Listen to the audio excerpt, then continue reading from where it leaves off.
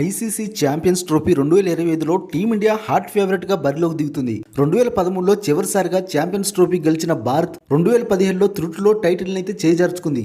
పాకిస్తాన్ తో జరిగిన ఫైనల్లో ఓటమి పాలైంది. అయితే ఈసారి టైటిల్ అందుకునే సువర్ణ అవకాశం టీమిండియాకు లభించింది.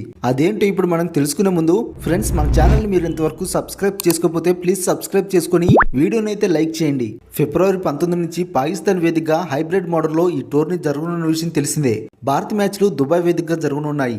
బంగ్లాదేశ్, పాకిస్తాన్, న్యూజిలాండ్ తో గ్రూప్ ఏ లో ఉన్న భారత్ లీగ్ దశలో 3 మ్యాచ్లు ఆడనుంది. ఫిబ్రవరి 20న బంగ్లాదేశ్ తో జరిగే తొలి మ్యాచ్ తో టీమిండియా తమ క్యాంపెయిన్ ను ప్రారంభించనుంది. ఫిబ్రవరి 23న ఆతిథ్య పాకిస్తాన్ తో తలపడనుండగా మార్చి 2న న్యూజిలాండ్ తో ఆడనుంది. ఈ టోర్నీలో మిగతా జట్లకు లేని ప్రత్యేక ఎసులుబాటు టీమిండియాకి లభించింది. టీమిండియా మ్యాచ్లన్నీ దుబాయ్ వేదికగా జరగనున్నాయి. ఒకవేళ సెమీఫైనల్ చేరినా, ఫైనల్ కు అర్హత సాధించిన నాకౌట్ మ్యాచ్లు కూడా దుబాయ్ వేదికగా నిర్వహించనున్నారు. ఇప్పటికే ఇరు దేశాల మధ్య హైబ్రిడ్ మోడల్లో ఒప్పందం జరిగింది. భారత వేదికగా జరిగే ఐసీసీ టోర్నీలో పాకిస్తాన్ మ్యాచ్లు తటస్థ వేదికగా జరగనున్నాయి. అయితే ఛాంపియన్స్ ట్రోఫీ 2025లో టీమిండియా ఒకే వేదికగా అన్ని మ్యాచ్లు ఆడనుండడం కలిసి రానుంది.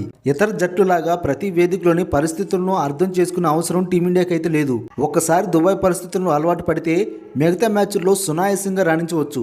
లీగ్ దశలో టీమిండియా విజయాలు సాధించి నాకౌట్కి చేరితే దుబాయ్ వేదికను హోమ్ గ్రౌండ్ లో భావించవచ్చు. మిగతా జట్లకైతే ఈ వెసులుబాటు అయితే లేదు. పాకిస్తాన్ వేదికగా ఉన్న అన్ని మైదానాల్లో మ్యాచ్లు అయితే ఆడాల్సి ఉంది. ఇంత మంచి వెసులుబాటు ఉన్నప్పుడు టీమిండియా కంపల్సరీగా టైటిల్ గెలవాల్సిందే.